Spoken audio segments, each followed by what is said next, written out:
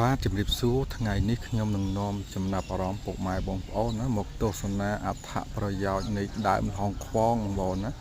ចំណែកតំបន់ខ្ញុំគឺគេហៅថាល្ហុងខ្វងហើយខ្ញុំគិតថាល្ហុងនេះប្រហែលជាបាត់បង់អស់ហើយបងប្អូនណាប៉ុន្តែវានៅមានតាមតំបន់បងប្អូនបាទហើយមួយទៀតល្ហុង